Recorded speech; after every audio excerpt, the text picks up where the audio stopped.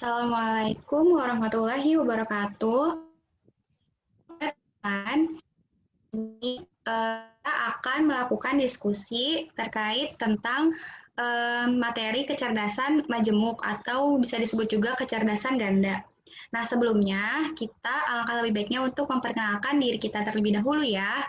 Yang pertama, Helena, NIM 19083887.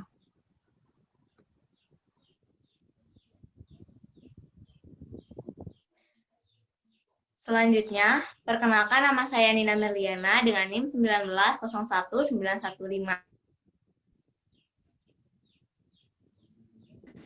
Perkenalkan, nama saya Priscilla Maurin dengan NIM 1902740.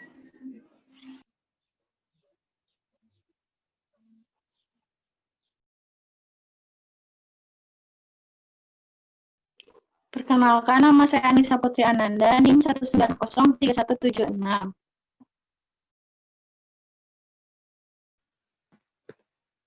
Perkenalkan, nama saya Deva Dara Puspita, NIM 1903940.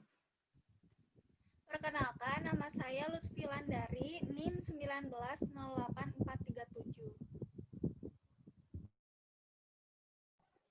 Oke, semuanya sudah melakukan perkenalan diri ya. Nah, kita langsung saja masuk ke materi. Sebentar ya, saya akan share screen.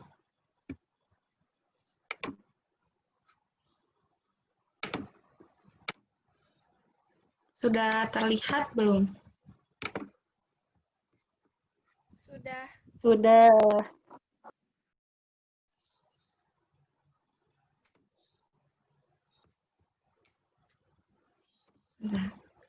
Oke. Bismillah, kita mulai ya diskusi kecerdasan majemuknya. Nanti sistemnya itu kita langsung mengutarakan saja kecerdasan apa aja yang kita pahami gitu ya. Tadi kan sebelumnya kita udah baca-baca dari jurnal dan beberapa sumber video dari YouTube juga untuk memahami dari materi ini. Yaudah langsung kita mulai aja.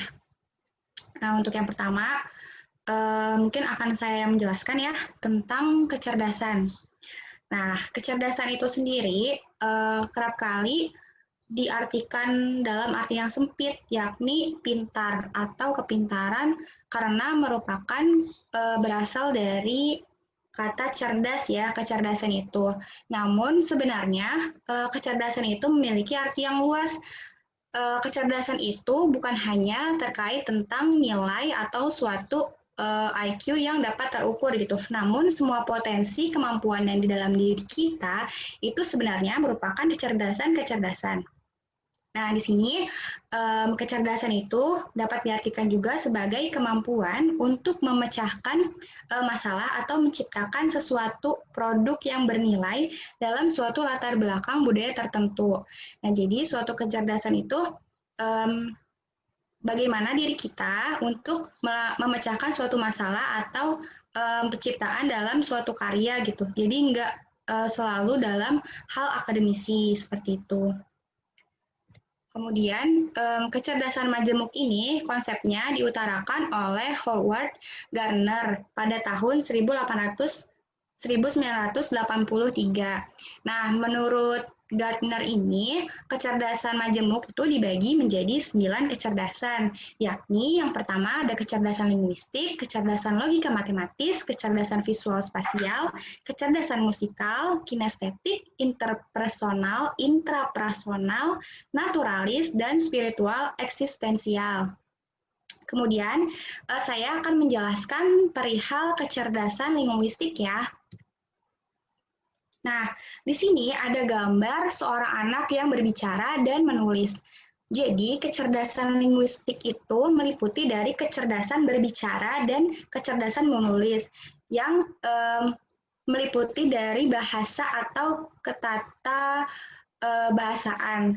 Jadi, suatu kecerdasan linguistik ini bagaimana diri kita mengolah untuk berbicara atau menggunakan kata-kata secara efektif.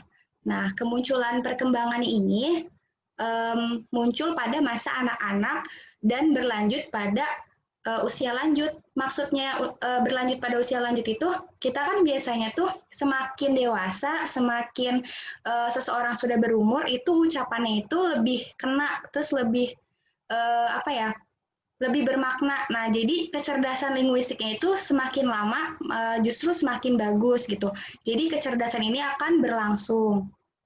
Seperti itu. Nah, kecerdasan linguistik ini biasanya itu dapat kita terapkan di pembelajaran sekolah dasar itu dengan pembacaan dongeng atau membuat anak-anak itu gemar bercerita gitu. Terus kita juga membiasakan pembelajaran itu dengan cara berdiskusi, berdialog. Jadi anak-anak itu akan memiliki banyak kosakata dan melatih cara berbicaranya juga. Kemudian dari kecerdasan linguistik ini biasanya memiliki profesi sebagai penulis atau sebagai reporter atau sebagai jaksa, pengacara, karena mereka sangat pintar sekali ya untuk mengolah kata yang mereka ucapkan. Untuk kecerdasan linguistik yang saya pahami sih sejauh ini seperti itu. Kemudian mungkin kecerdasan lain bisa disampaikan oleh rekan yang lain. Silahkan.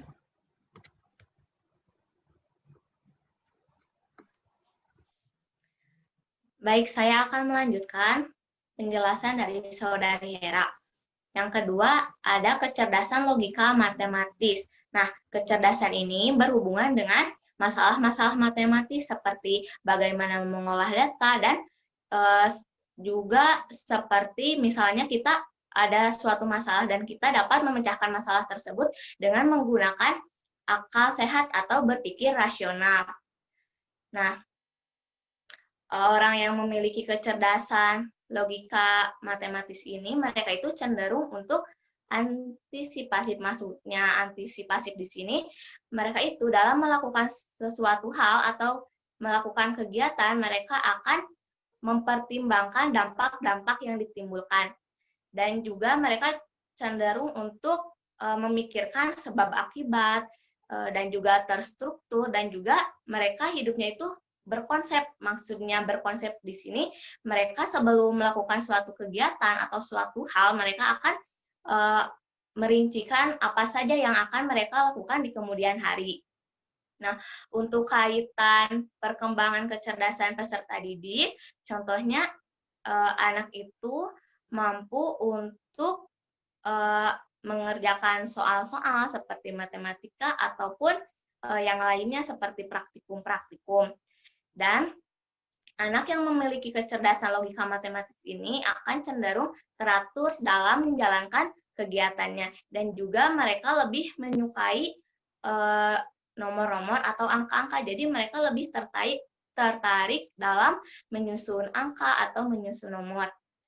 Dan mereka juga lebih tertarik dalam teknologi dan juga tertarik dalam percobaan. Misalnya kita sebagai guru melaksanakan praktikum IPA, jadi si anak tersebut akan terfokuskan pikiran mereka itu kepada kita yang mempraktekkan praktikum tersebut, mulai dari awal praktik sampai akhir praktik.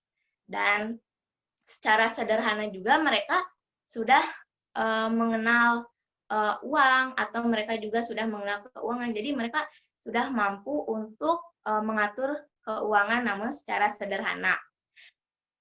Next teh. Kemudian yang ketiga ada kecerdasan visual spasial. Nah, kecerdasan visual spasial ini terdapat dalam kemampuan berpikir atau terdapat dalam proses berpikir. Kenapa terdapat dalam proses berpikir? Karena seperti yang telah kita ketahui, bahwa proses berpikir ini berawal dari ketika kita melihat objek, lalu distimulasikan kepada otak yang nantinya diingat, lalu kita dapat memvisualisasikan atau dapat mengerjakannya. Kemudian, anak yang memiliki kecerdasan visual spasial ini mereka itu akan mampu untuk memahami dan juga menerjemahkan pikiran, serta mereka itu mampu membayangkan imajinasi yang nantinya mereka akan visualisasikan, baik itu berupa gambaran atau yang lainnya. Dan anak yang memiliki kecerdasan visual spasial ini, mereka itu mampu untuk melihat objek dari sudut pandang yang lain, seperti dilihat dari warna, bentuk, garis-garis, dan apa saja yang kaitannya dengan elemen-elemen tersebut. Kemudian, apabila dikaitkan dengan perkembangan kecerdasan visual spasial pada peserta didik, mereka ini sudah memiliki kemampuan untuk menggambar di atas rata-rata.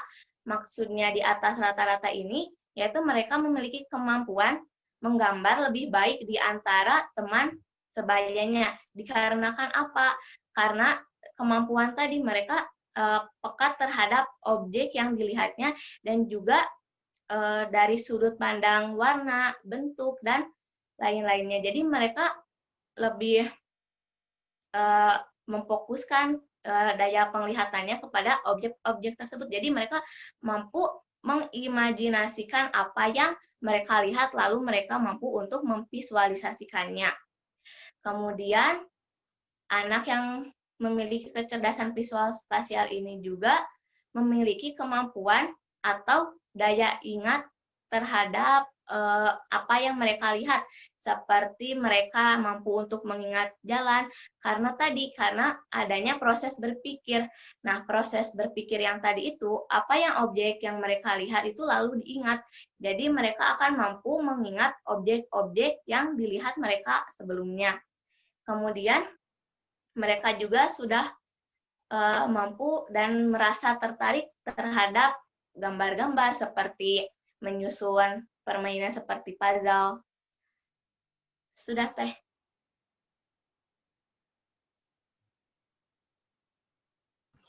Baik, untuk kecerdasan selanjutnya akan dijelaskan oleh siapa ya? Aku. Baiklah, silahkan. Oke. Jadi di sini aku bakal bahas tentang kecerdasan musikal. Jadi kecerdasan musikal itu mencakup kemampuan untuk menangani musik dengan cara mengubah, mengekspresikan, menghargai, dan menciptakan melodi dan irama yang indah. Nah, jadi tuh setiap orang pasti punya kemampuan ini, kecerdasan musikal ini, karena dalam diri kita tuh pasti ada kemampuan atau bahkan misalnya kita bisa main musik gitu, tapi kita tuh nggak pernah nyadar gitu loh. Jadi kayak kita tuh nggak pernah mengasah. Terus gimana sih caranya untuk memaksimalkan kecerdasan ini? Yaitu dengan cara kita harus mengenali diri kita sendiri.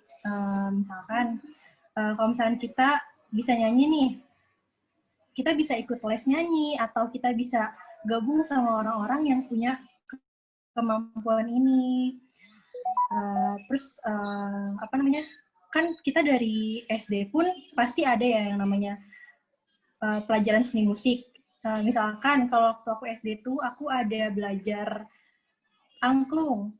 Nah, aku tuh apa ya? Aku kurang suka sama musik gitu. Jadi apa namanya? Tapi aku suka nyanyi gitu. Tapi aku gak punya kemampuan nyanyi sih. Tapi aku suka nyanyi gitu. Jadi itu sebenarnya. Oke, Teh, lanjut ke yang selanjutnya. Ada kecerdasan kinestik. Jadi kecerdasan kinestik ini adalah kecerdasan yang menggunakan kemampuan seluruh tubuh untuk mengekspresikan ide dan perasaan. Kecerdasan ini itu menggunakan kemampuan tinggi untuk mengandalkan gerak tubuh manusia.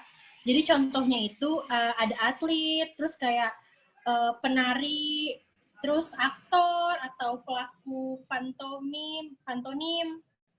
Jadi dengan mengikuti kegiatan tari atau mengikuti kegiatan olahraga itu bakal mengasah kecerdasan kinestik itu.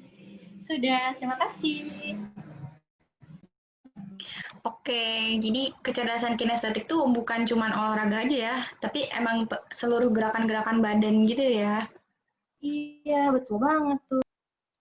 Baiklah, sekarang lanjut ke kecerdasan interpersonal. Akan dijelaskan oleh siapa nih?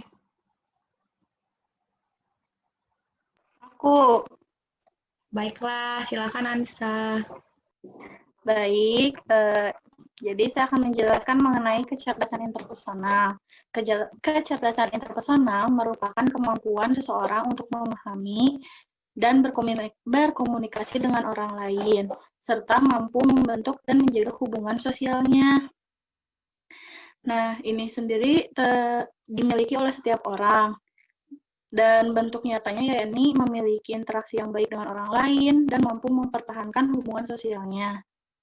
Lalu, menurut salah satu psikolog di Inggris bernama N.K. Humphrey, dikutip dari Armstrong 17, mengatakan bahwa kecerdasan interpersonal yang merupakan bagian dari kemampuan sosial ini merupakan hal penting dari kecerdasan manusia, karena manfaat terbesar dari pikiran manusia adalah untuk mempertahankan kehidupan sosial dengan cara yang efektif. Ya, sekian dari saya. Oke, sangat singkat sekali Anissa, namun mudah dipahami ya, semoga teman-teman. Jadi memang setiap orang itu pasti punya interpersonalnya gitu, karena memang hakikatnya manusia itu hidup dengan orang lain gitu, jadi pasti dia akan harus mampu gitu untuk bersosialisasi dengan orang di sekitarnya atau bukan pada dirinya sendiri, tapi pada orang lain gitu. Nah, selanjutnya ada kecerdasan intrapersonal. Akan dijelaskan oleh Oke, untuk kecerdasan intrapersonal akan dijelaskan oleh saya. Jadi, kecerdasan intrapersonal itu kemampuan seseorang atau anak untuk memahami dirinya sendiri dan mengetahui siapa dirinya, apa yang dapat dia lakukan dan apa yang ingin dia lakukan dan bagaimana reaksi terhadap dirinya sendiri ataupun terhadap situasi-situasi yang ada. Terus juga dapat memahami situasi seperti sebaiknya akan melakukan apa gitu. Biasanya kalau misalnya anak atau seseorang yang memiliki kecerdasan intrapersonal itu ada ciri-cirinya. Biasanya yang pertama, kalau dari seorang anak itu, anak memiliki buku harian dan catatan pribadi gitu, biasanya berisikan tentang perasaan-perasaannya pada hari itu, atau bisa disebut juga buku harian atau diary. Terus juga biasanya anak sering menyendiri untuk memikirkan dan memecahkan masalah itu sendiri. Jadi biasanya kalau anak yang memiliki kecerdasan intrapersonal itu biasanya lebih suka memecahkan masalahnya itu sendiri daripada berbicara, maksudnya secara kelompok gitu. Terus yang ketiga ada anak dapat menentukan tujuan atau keinginannya. Jadi untuk anak intrapersonal ini si anak itu mengetahui gitu apa keinginan dia, dan biasanya dia gapai satu persatu gitu. Terus yang terakhir ada anak itu seorang pemikir independen, dan juga anak dapat memutuskan sendiri apa keputusannya gitu. Jadi biasanya anak yang memiliki kecerdasan intrapersonal itu anaknya mandiri, terus juga tidak mudah bingung gitu. Jadi bisa menentukan suatu keputusan apa yang dia ingin buat gitu. Mungkin seperti itu dari saya. Terima kasih. Oke, terima kasih Lutfi. Mengingat waktu ya, kita langsung saja next untuk kecerdasan naturalis dan spiritual, berarti Deva ya yang menjelaskan. Silahkan. Ya, kecerdasan naturalis atau kecerdasan lingkungan.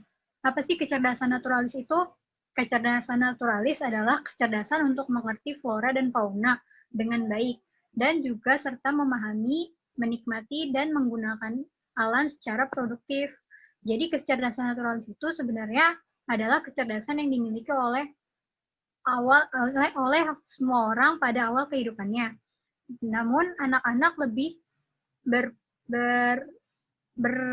anak-anak lebih mempunyai kecerdasan naturalis lebih tinggi karena mereka memiliki maksudnya anak dengan kecerdasan naturalis yang tinggi memiliki daya tarik yang besar terhadap lingkungannya. Terus profesi dari kecerdasan naturalis tersebut dapat berupa dokter hewan, ahli botani, dan petugas kehutanan. Kegiatan untuk merangsang kecerdasan naturalis tersebut adalah dengan memperkenalkan benda-benda alam di sekitarnya seperti hewan dan tumbuhan, dan melakukan kegiatan berkebun serta memelihara binatang. Nah, para ahli itu sepakat bahwa kecerdasan dapat dipengaruhi oleh waktu dan sangat dipengaruhi dan akan semakin terasa apabila lingkungan anak tersebut berada di lingkungan yang memberinya rangsangan yang baik. Contohnya itu seperti anak nelayan, anak petani, anak yang hidup di budaya agraris. Jadi mereka mempunyai kepekaan terhadap kecerdasan natural yang lebih tinggi. Selanjutnya ada kecerdasan spiritual eksistensial. Nah, kecerdasan spiritual eksistensial ini adalah kemampuan seseorang untuk menjawab persoalan tentang eksistensi atau keberadaan manusia. Contohnya itu seperti makna kehidupan, mengapa kita dilahirkan, mengapa kita mati, atau bagaimana kita bisa sampai ada di sini. Nah, karakteristik kecerdasan spiritual eksistensial sendiri ada 4. Yang pertama ada kesadaran kolektif, yaitu kemampuan untuk melihat bagaimana sesuatu yang berkaitan dengan gambaran besar. Yang kedua ada kolektif nilai, yaitu pemahaman nilai kebenaran klasik, kebaikan dan keindahan. Yang ketiga ada sumatif iterasi, adalah kemampuan untuk meringkas rincian ke dalam pemahaman yang lebih besar. Dan yang terakhir ada intuitif iterasi atau sebuah respon terhadap kualitas berwujud manusia, baik itu menanggapi seni, kebajikan filosofis, atau asas agama. Profesi yang berkaitan dengan kecerdasan spiritual eksistensial ini adalah filsuf. Sekian, terima kasih.